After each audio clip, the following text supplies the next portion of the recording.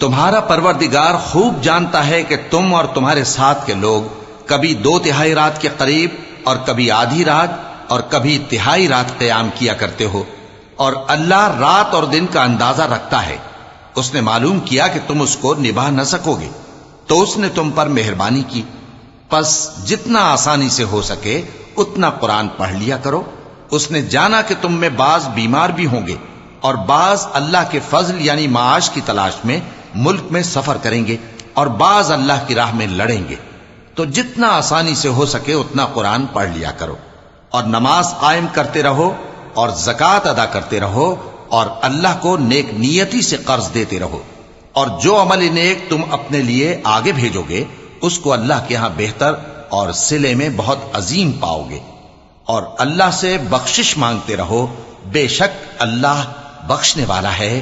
مہربان ہے۔